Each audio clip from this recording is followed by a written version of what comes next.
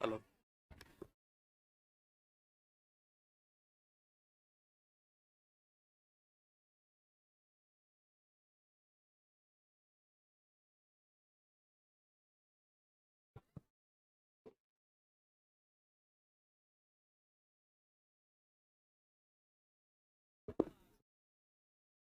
है कि रे, फोन काहे नहीं लगता है तुम्हारा? सामने में है। आधा से ज्यादा आदमी चला पागलो है। ये तो और फोन, यही नंबर है तुम्हारा? रिचार्ज नहीं है। अभी कौन नंबर है?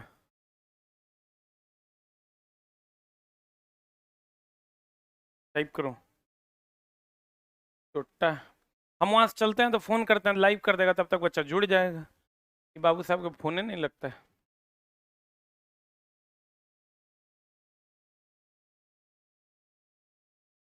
अब लगेगा ना?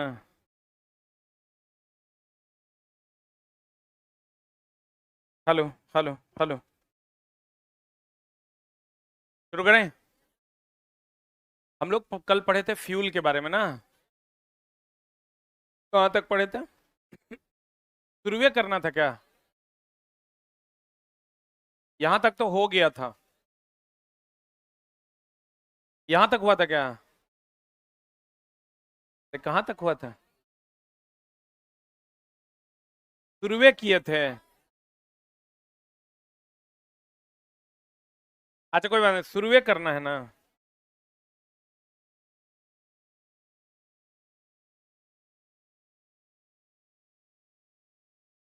बायोगैस तक होना था ना। ये सब हो गया था ना। पता नहीं हुआ था।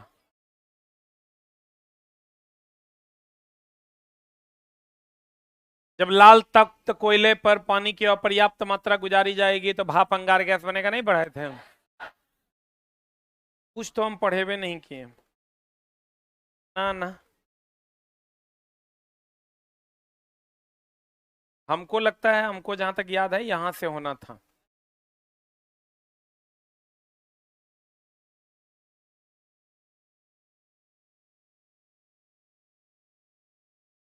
यहां से होना था ना। देखो, तीन गो चीज याद रखना जो पूछेगा। एगो पूछेगा प्राकृतिक गैस।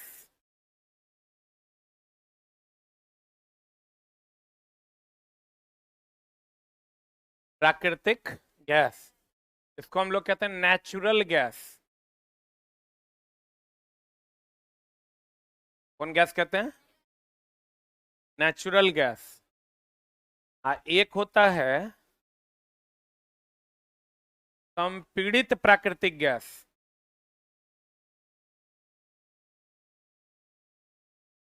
जिसको आप कहते हैं कंप्रेस्ड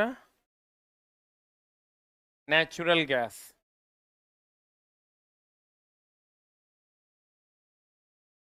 कंप्रेस्ड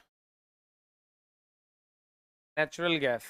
जब इसी प्राकृतिक गैस को कंप्रेस किया जाता है, दबाया जाता है, तो बन जाता है कंप्रेस्ड नेचुरल गैस। और एक तो तुमको पता होगा, LPG, liquid petroleum gas. Liquid petroleum,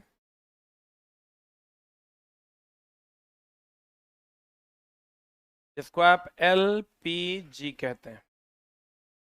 तो प्राकृतिक गैस का जो मुख्य घटक है, ये है, इसका मुख्य घटक पूछता है। इसका मुख्य घटक मीथेन है। सीएनजी का भी मुख्य घटक क्या है? मीथेन है। और एलपीजी का मुख्य घटक क्या है? ब्यूटेन।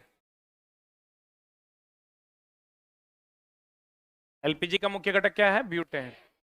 प्राकृतिक गैस मीथेन।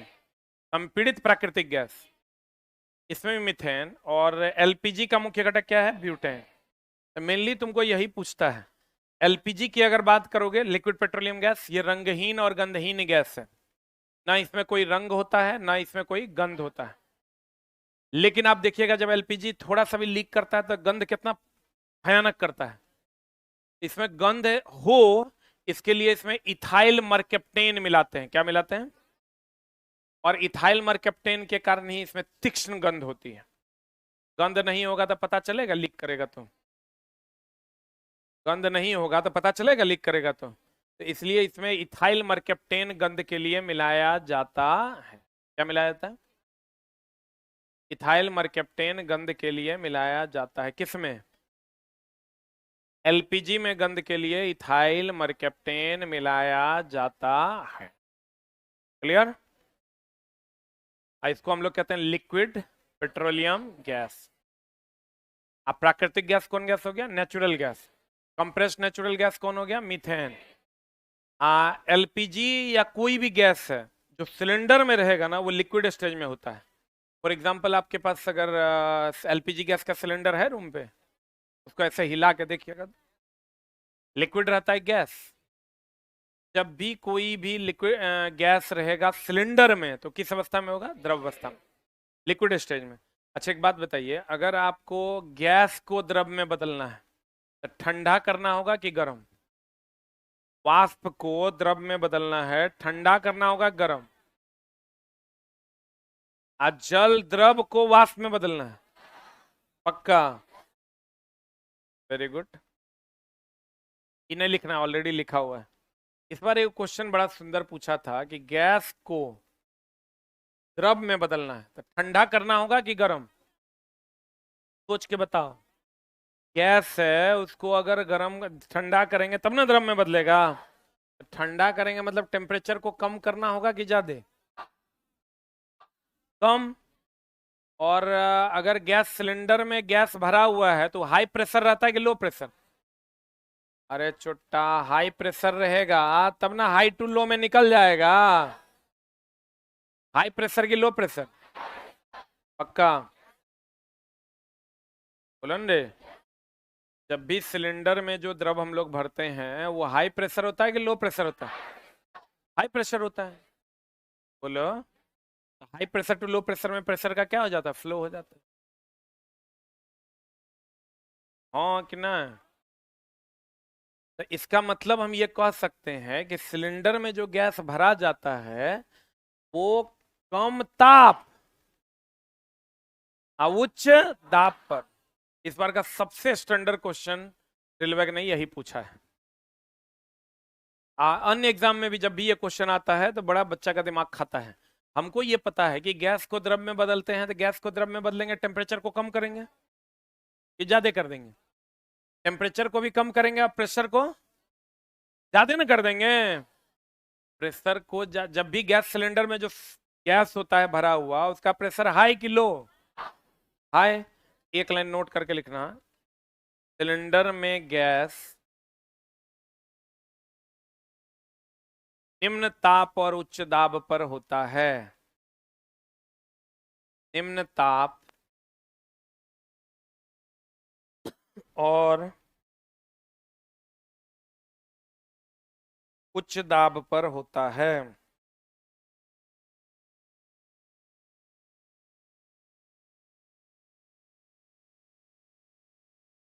सिलेंडर में गैस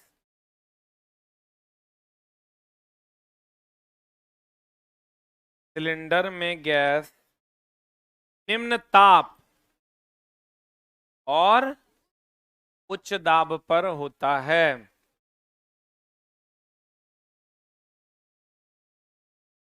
अब देखो, प्राकृतिक गैस में मुख्यतः कौन पाया जाता है? मीथेन। कौन पाया जाता है?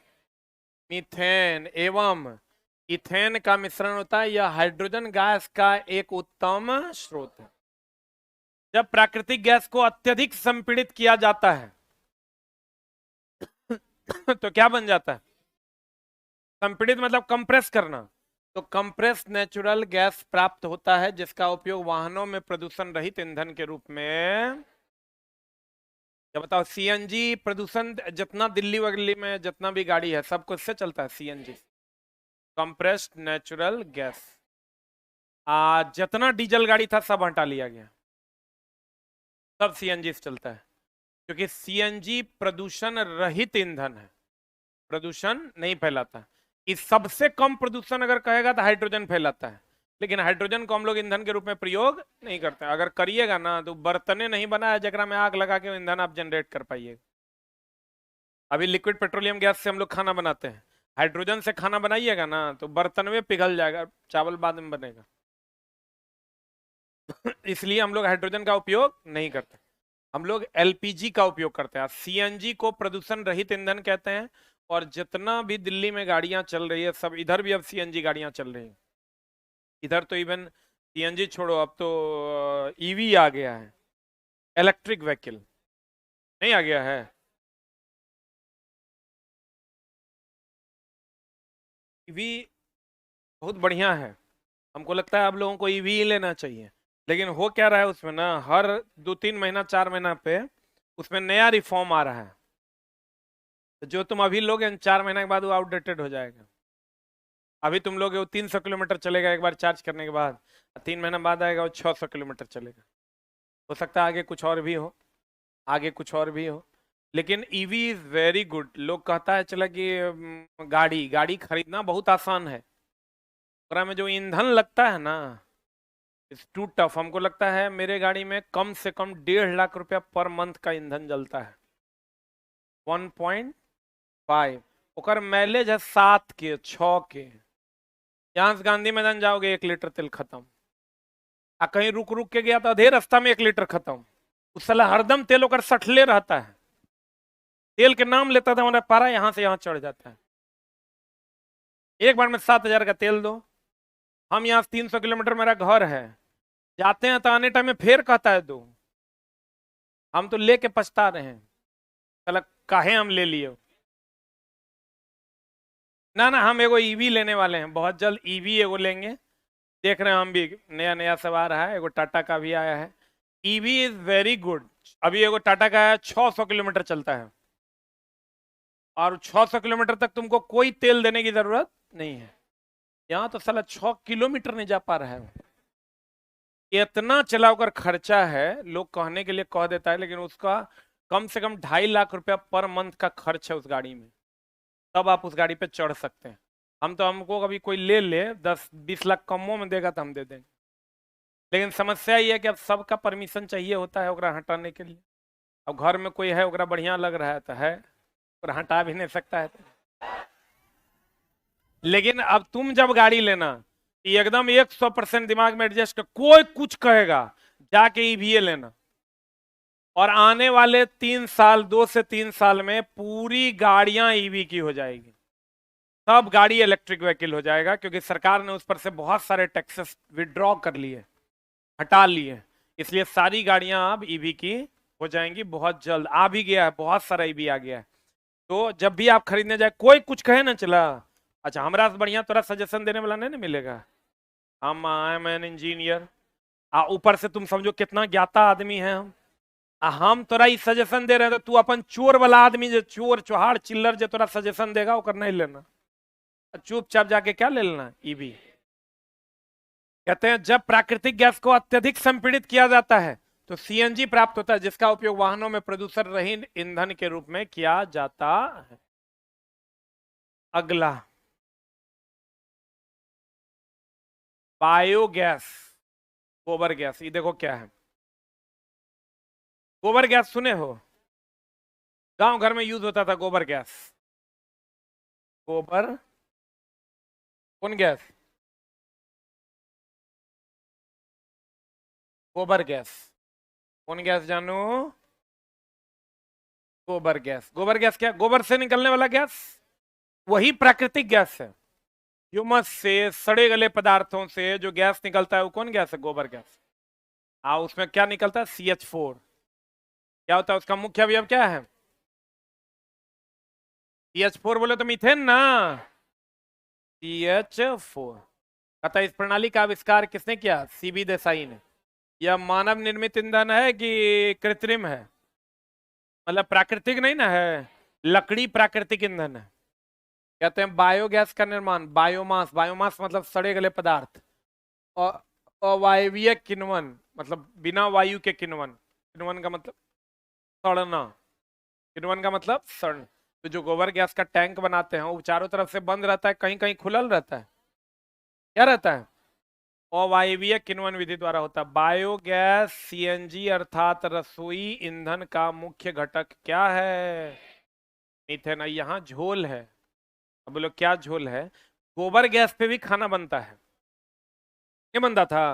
अब तो नहीं बनाता है लोग। एलपीजी पे भी खाना बनता है। अगर तुमको कह दे रसोई ईंधन, तो रसोई ईंधन दो गो है, एगो एलपीजी है, एगो गोबर गैस है ना हो। एलपीजी का मुख्य अवयव कौन है? ब्यूटेन। इसका मुख्य अवयव कौन है? कौन है? मीथेन। अब तोरा कहेगा रसोई ईंधन, तो अब तुम मारना ब्यूटेन। क्या मारना? अब ब्यूटेन नहीं रहेगा तब क्या मारना? मीथेन। कहेगा रसोई ईंधन का मुख्य अवयव कौन? रसोई ईंधन में तब हम लोग एलपीजी यूज करते हैं, इसका मुख्य ईंधन ब्यूटेन। ब्यूटेन नहीं रहेगा, समझ लो गोबर गैस पूछ रहा था, क्या मारना? मीथेन। पहला ऑप्शन क्या रहेगा? ब्यूटेन। और दूसरा ऑप्शन क्या होगा? मीथेन।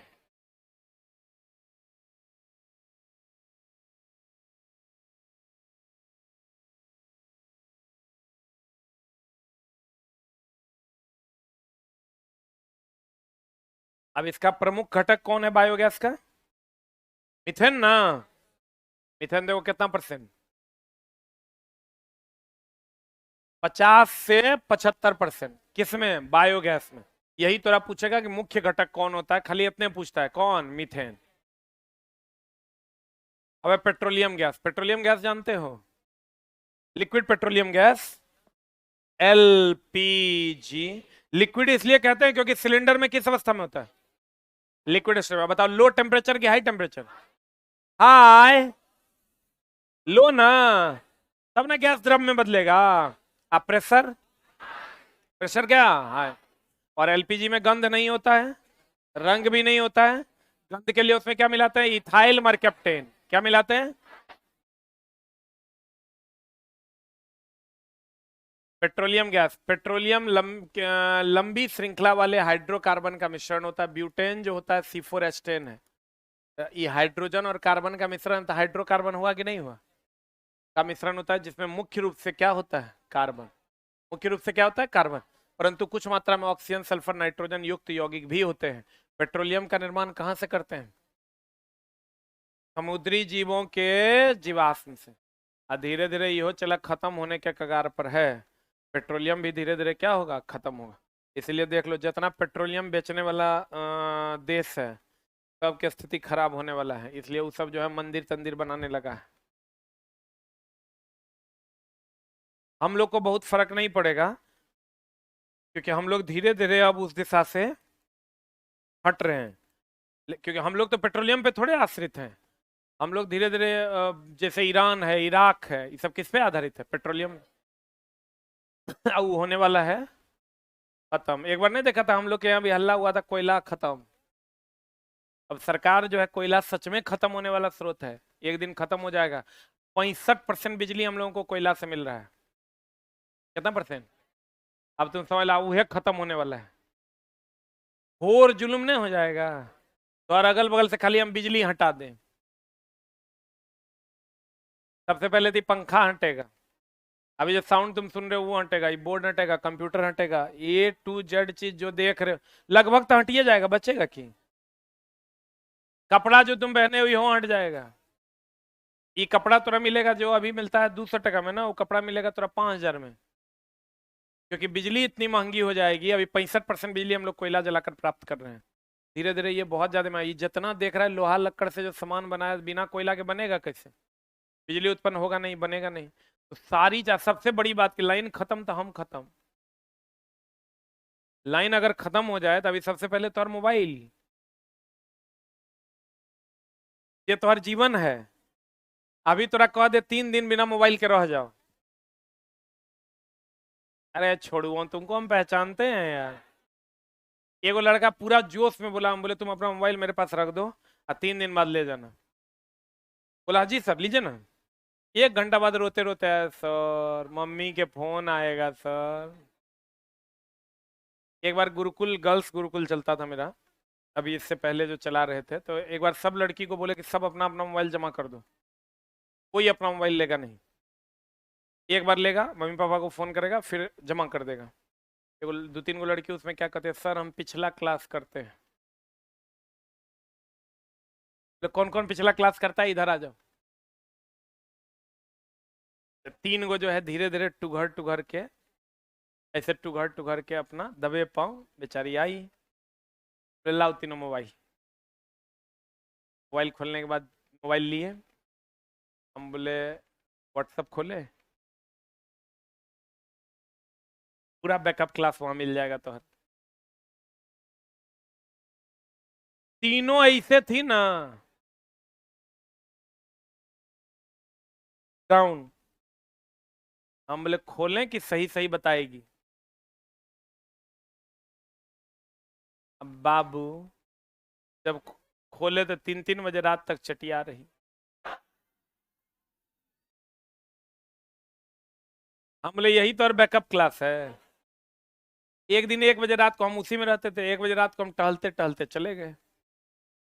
गए तो देखते हैं 1 बजे, 1:30 बजे रात को, इधर से ही रो रही है, उधर से वो कुछ कह रहा होगा।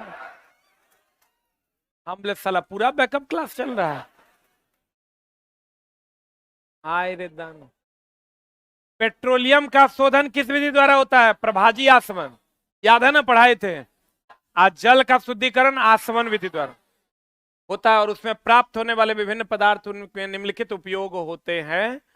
पेट्रोलियम के शोधन के पश्चात टार अवशिष्ट पदार्थ के रूप में बचता है। क्या बचता है, टार। एक्चुअल में होता क्या है दोस्त मेरे, हम लोग जो कच्चा तेल खरीदते हैं ना, वो एक्चुअल में पेट्रोलियम होता है। हम लोग कच्चा तेल खरीदते हैं ना, वो पेट्रोलियम होता है। अब पेट्रोलियम को हम लोग प्रभाजी आसवन विधि द्वारा, प्रभाजी आसवन विधि द्वारा शुद्ध करते हैं। अशुद्ध करके हम लोग बना देते हैं पेट्रोल, डीजल, और क्या बनाते हैं, केरोसिन, मोबिल, ग्रीस, ये सब बना देते हैं। पेट्रोलियम से हम लोग पेट्रोल, डीजल, केरोसिन, मोबिल, ये सब बनाते हैं। बोलो हाँ। कौन विधि द्वारा, प्रभाजी आसवन विधि। कौन विधि द्वारा, कहते हैं पेट्रोलियम के शोधन के पश्चात ये जब शुद्ध शुद्ध करके ये सब निकाल लोगे ना, तब जो अशुद्धि बचेगा उसको क्या कहते हैं, क्या कहते हैं, टार। अच्छा वो देखते हो गुटखा, ये सिगरेट का प्रचार देता है, नहीं कहता टार जमा होने लगेगा जिससे आप कैंसर से पीड़ित हो जाइएगा, नहीं बोलता है। वही टार क्या है, टार एक अशुद्धि है।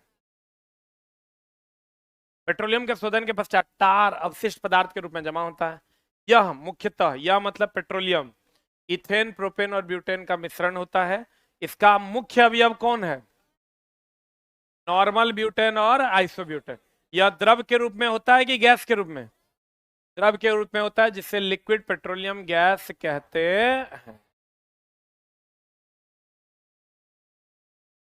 एलपीजी।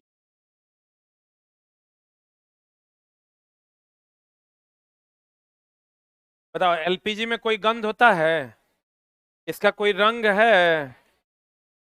कहते हैं दोस्त मेरे, एलपीजी, एलपीजी एक रंगहीन, गंधहीन एवं अति ज्वलनशील गैस है, लेकिन दुर्घटना इत्यादि से बचने के लिए इसमें सल्फर के यौगिक, किसके यौगिक, देखो इसमें सल्फर है ना, क्या मिलाते हैं, इथाइल मरकेप्टेन मिला दिया जाता है, जो सल्फर का यौगिक है, तथा जिससे इसमें एक विशेष प्रकार की क्या आ जाती है, गंध। एलपीजी नीले लौ के साथ जलता है, और यह पात्र में किस अवस्था में होता है, जेट्रोफा का नाम सुने हो, जेट्रोफा से बायोडीजल बनता है। जैसे डीजल हम लोग कच्चा तेल से निकालते हैं ना, जेट्रोफा नाम का पौधा होता है, जिससे क्या बनता है, बायो। एक समय में इसका प्रचलन चला था, लेकिन ये उतना ज्यादा इफेक्टिव नहीं हो पाया। अब बताओ, ये जो हम लोग जलाते हैं एलपीजी, उसमें सबसे ज्यादा किस रंग का लौ का तापमान होता है, नीला। एक लाइन लिख लो, नीले रंग के लौ का ताप सबसे अधिक होता है, नीले रंग के लौ का ताप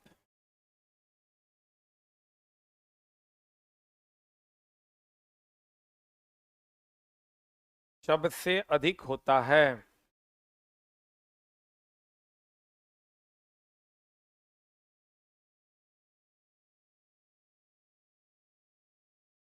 नीले रंग के लौ का ताप सबसे अधिक होता है। अच्छा, एक क्वेश्चन है एनसीईआरटी में, कभी ऐसा हुआ है कि ठंडा का कपड़ा जो है रखने टाइम में दो गोली मिलता है मार्केट में, वो डाल देता है? नेप्थलीन की गोली है। किसकी गोली है? मौत यानी कीड़ा को भगाने के लिए हम लोग नेप्थलीन की गोली डालते हैं। उससे कोई भी कीड़ा, उसमें झिंगूर फलना चिलना उसमें जाएगा नहीं। और वो नेप्थलीन की जो गोली है वो कोलतार से प्राप्त होती है। कहां से प्राप्त होती है? कोलतार से प्राप्त होती है। कोल तार से क्या प्राप्त होता है? नेप्थलीन। क्या प्राप्त होता है? नेप्थलीन की गोली प्राप्त होती है। किससे? कोलतार से नेप्थलीन की गोली प्राप्त होती है। और दोस्त मेरे, इसी से मौत या कीड़ा भगाते हैं। मौत या क्या भगाते हैं? कीड़ा भगाते हैं। किससे? नेप्थलीन की गोली से। तो वो जो गोली मिलता है उसको हम लोग नेप्थलीन की गोली कहते हैं। उसका उपयोग, जैसे हम लोग एसिडिटी हो जाता है तो एंटा एसिड खाते हैं। एंटी एसिड खाते हैं कि एसिड खाते हैं? एंटी एसिड खाते हैं। वैसे ही कीड़ा को भगाने के लिए हम लोग किसकी गोली लेते हैं? नेप्थलीन की गोली। नेप्थलीन किससे बनता है? कोलतार से। ये क्वेश्चन एनसीईआरटी में दिया हुआ है ये, कि कोलतार से नेप्थलीन की गोलियां बनाई जाती है, जिसका उपयोग कीट मौत भगाने में किया जाता है।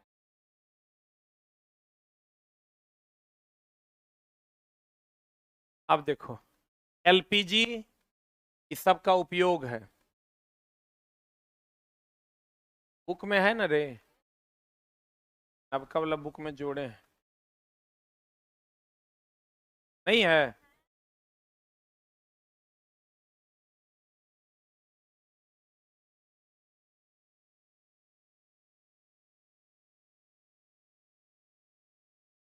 रुक के देखें।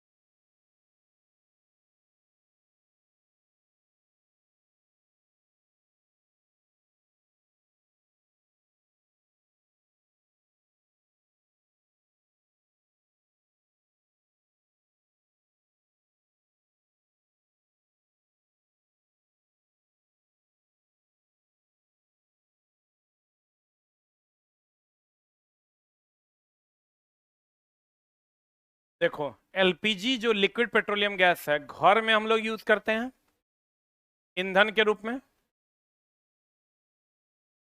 उद्योगों में ईंधन के रूप में। मोटर ईंधन में भी यूज करते थे, लेकिन अब करते नहीं है। विमानिक ईंधन में, शुष्क धुलाई में। शुष्क धुलाई समझते हो? Dry cleaning.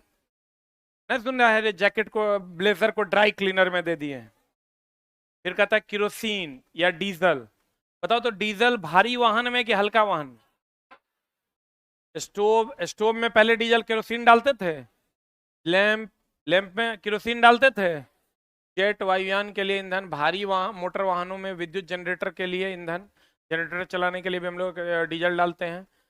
स्नेहक तेल, यहाँ लुब्रिकेटिंग ऑयल लिखा हुआ है, इसका उपयोग स्नेहन में करते हैं। जैसे मोबिल, स्नेहन का मतलब लुब्रिकेशन, लुब्रिकेशन मतलब फिसलनदार, उसके लिए हम लोग मोबिलन डालते हैं। उसके बाद grease, vaseline, petroleum jelly, paraffin मोम हो गया। औषधीय परिचन में, औषधीय औषधीय रूप में, मलहम में, मोमबत्ती, वैसलीन इत्यादि में।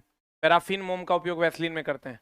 एस्फॉल्ट या टार, पेंट या सड़क निर्माण में हम लोग इसका उपयोग करते हैं। जो टार मतलब अलकतरा टाइप का देखते हो, सड़क निर्माण में जो डालते हैं, वो अशुद्धि है जिससे हम लोग सड़क का निर्माण करते हैं।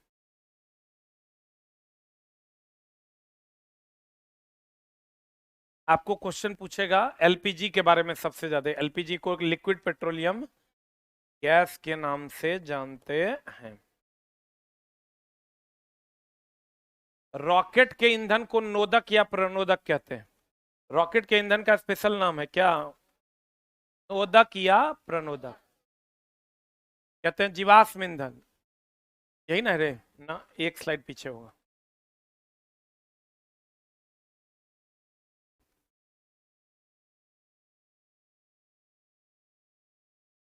रॉकेट के ईंधन को नोदक या क्या कहते हैं? प्रणोदक।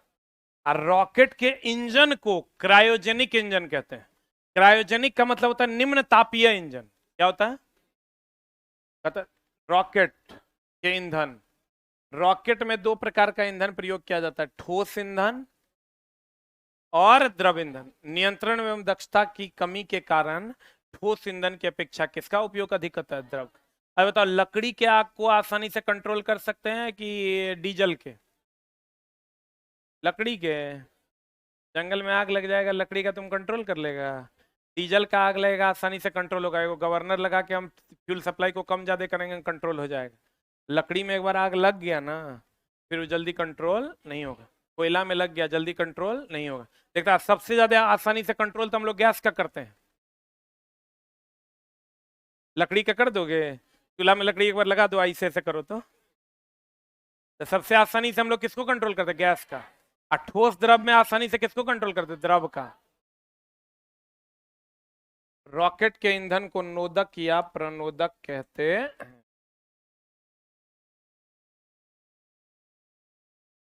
रॉकेट के ईंधन को क्या कहते हैं? कहते हैं रॉकेट के ईंधन को नोदक या प्रणोदक कहते हैं। यह दो प्रकार का होता है। कौन कौन? ठोस और द्रव। ठोस में कौन कौन है?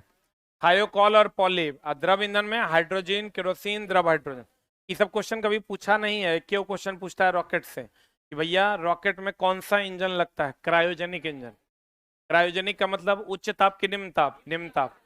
ऊष्मीय मान अगर किसी भी ईंधन का लोगे तो द्रव प्रणोदक का गुना ठोस प्रणोदक, ये दोनों को गुना कर दोगे तो ऊष्मीय मान निकल जाएगा।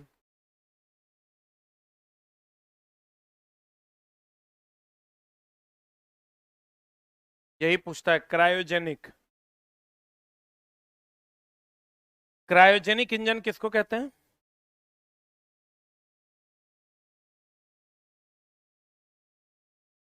बोर्ड का अंत समय आ गया।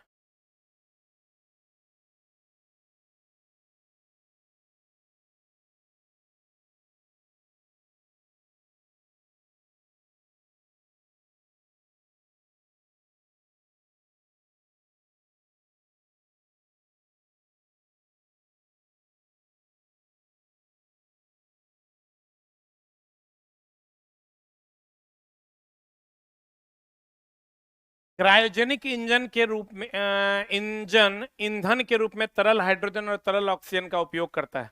सबसे अधिक ऊष्मीयमान किस ईंधन का होता है? हाइड्रोजन का।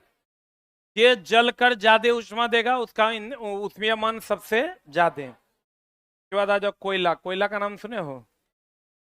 कोयला को जीवाश्म ईंधन कहते हैं। कौन ईंधन कहते हैं? देखो, सब अलग अलग कैटेगरी का कोयला है। कोयले की कैटेगरी अलग अलग है, खास करके एंथ्रासाइट। एक होता है एंथ्रासाइट, दूसरा होता है बिटुमिनस, तीसरा होता है एंथ्रासाइट, बिटुमिनस, लिग्नाइट और पिट। सबसे ज्यादा किसमें है? कार्बन का प्रतिशत सबसे ज्यादा एंथ्रासाइट में, उससे कम बिटुमिनस, उससे कम लिग्नाइट, सबसे कम पिट। सबसे घटिया कोटि का कोयला होता है पिट, और सबसे बढ़िया एंथ्रासाइट। ऑर्डर अगर ना याद रहे तो ABLP, यानी सबसे पहले तो ए, उसके बाद बी, उसके बाद एल, उसके बाद पी। एंथ्रासाइट सबसे ज्यादा, बिटुमिनस उससे कम, लिग्नाइट उससे कम और पीट सबसे कम। सही है? एंथ्रासाइट, बिटुमिनस, लिग्नाइट और पीट। सबसे ज्यादा कार्बन प्रतिशत किसमें? एंथ्रासाइट। उससे कम किसमें? बिटुमिनस। उससे कम लिग्नाइट, सबसे कम पीट।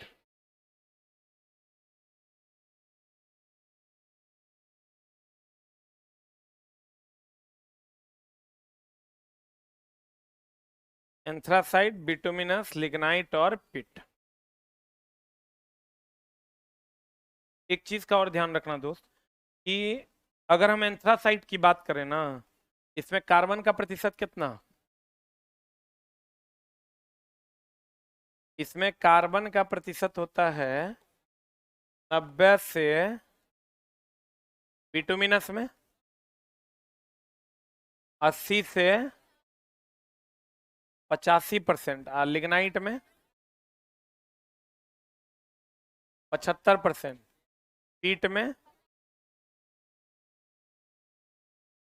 50 से 60।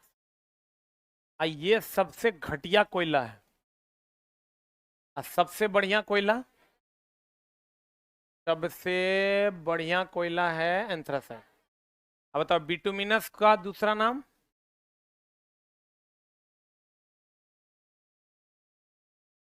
बिटुमिनस का दूसरा नाम है घरेलू कोयला। कौन कोयला? डामर कोयला। कौन कोयला? डामर कोयला। और इसका उपयोग हम लोग घरों में करते हैं। एंथ्रासाइट जो होता है, ये हुक्का वगैरह जो नहीं पीता है, वो एंथ्रासाइट का यूज करता है। एकदम इतना छोटा छोटा रहता है, एकदम कह कह आग करते रहता है। एंथ्रासाइट को जलने पर कम धुआं निकलेगा। आप बिटुमिनस, लिग्नाइट, पीटी सब जलाओगे, धीरे धीरे धुआं का मान क्या होगा, बढ़ेगा। तो सबसे कम धुआं कौन देगा? एंथ्रासाइट। सबसे कम प्रदूषण कौन फैलाएगा? एंथ्रासाइट। सबसे ज्यादा कार्बन किसमें है? एंथ्रासाइट। और ये जीवाश्म ईंधन है। जीवाश्म क्यों है? क्योंकि सड़े गले पदार्थ जो जमीन के अंदर बहुत वर्षों से पड़े हुए हैं, उसी से ये ईंधन बनता है। तो धीरे धीरे इसलिए इसके स्रोत खत्म हो रहे हैं। तो बताओ, ये नवनीकरणीय स्रोत है कि अनवनीकरणीय? अनवनीकरणीय है, पुराना है। जो नवीन है वो है सूर्य का ऊर्जा, ये नया है। कोयला, पेट्रोल, डीजल, ये सब क्या है? पुराना है। और ये धीरे धीरे क्या होने वाला है? समाप्त।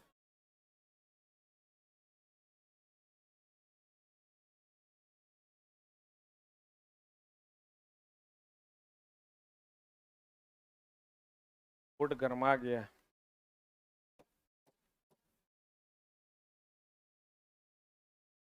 देखो,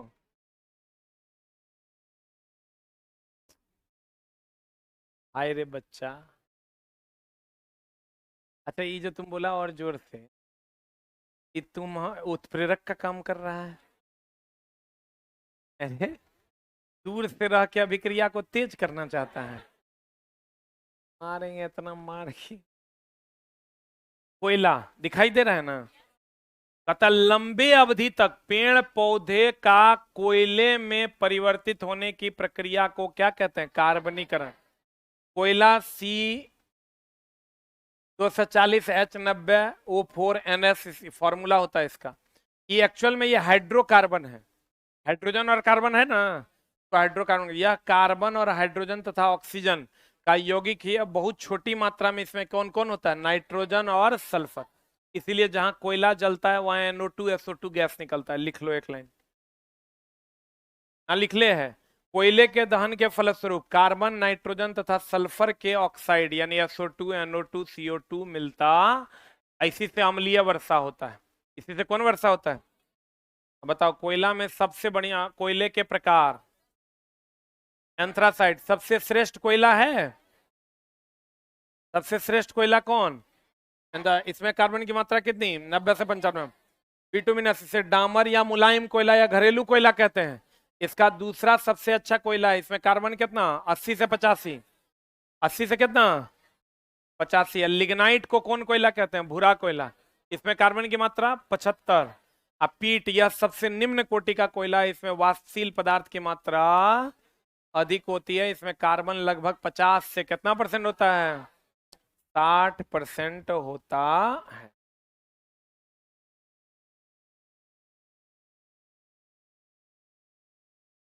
सबसे बढ़िया कोयला एंथ्रासाइट, सबसे खराब पीट। और बिटुमिनस हम लोग घर में यूज करते हैं। घर में हम लोग कौन यूज करते हैं? बिटुमिनस। उसी को डामर कोयला भी कहते हैं। और लिग्नाइट को भूरा कोयला कहते हैं। लिग्नाइट को क्या कहते हैं? भूरा कोयला। कोयला को जीवाश्म ईंधन क्यों कहते हैं? क्योंकि सड़े गले पदार्थ जो जीव जो मर गए हैं, जैसे पेड़ पौधे या कोई भी जीव नीचे मर गया, नीचे बहुत दिनों तक दबा हुआ रहा, तो वही किसका निर्माण करता है? कोयला का। किसका निर्माण करता है? कोयला खत्म होने वाला स्रोत है कि बचने वाला? खत्म होने वाला। आज जो जलकर बहुत अधिक उष्मा देगा उसे उस ईंधन का ऊष्मीय मान कहते हैं। सबसे अधिक ऊष्मीय मान कौन देता है? हाइड्रोजन। सबसे अधिक ऊष्मीय मान हाइड्रोजन। जलकर सबसे अधिक उष्मा कौन देगा? कौन देगा? हाइड्रोजन। अब प्रदूषण रहित ईंधन जो अभी हम लोग प्रयोग कर रहे हैं, सीएनजी, एलपीजी गंधहीन और रंगहीन है। उसमें गंध के लिए हम लोग क्या मिलाते हैं? Ethyl mercaptan. मौत भगाने के लिए, कीड़ा भगाने के लिए नेप्थलीन की गोली। नेप्थलीन कहां से प्राप्त होता है? कोलतार से। कहां से प्राप्त होता है? नेप्थलीन कोलतार से प्राप्त होता है और इससे मौत या कीड़ा भगाया जाता है। किससे? नेप्थलीन की गोली से मौत या कीड़ा भगाया जाता है। रॉकेट के ईंधन को क्रायोजेनिक ईंधन कहते हैं। कौन ईंधन कहते हैं? रॉकेट के ईंधन को क्या कहते हैं? रॉकेट के ईंधन को क्रायोजेनिक ईंधन कहते हैं। क्रायोजेनिक ईंधन निम्न तापीय ईंधन है कि उच्च तापीय? निम्न तापीय। और रॉकेट के ईंधन को नोदक या प्रणोदक कहते हैं। नोदक या प्रणोदक। अब भाप अंगार गैस सीओ प्लस H2। अब वायु में नाइट्रोजन होता है तो वायु अंगार gas CO plus N2। Clear है? वायु अंगार गैस सीओ प्लस N2, भाप अंगार gas CO plus H2। Clear है? बोलो ना, अधिक ऊष्मा कौन देगा? नीली रोशनी की पीली? नीली रोशनी अधिक ऊष्मा देता है। कोई भी गैस सिलेंडर में किस अवस्था में होता है? द्रव अवस्था में। कौन अवस्था में? द्रव अवस्था में होता है। अब बताओ, द्रव अवस्था को कंट्रोल करना आसान है कि ठोस को? गैस को तो और आसान है। सबसे आसान है गैस को कंट्रोल करना। क्लियर है? Any doubt? पक्का? Thank you very much.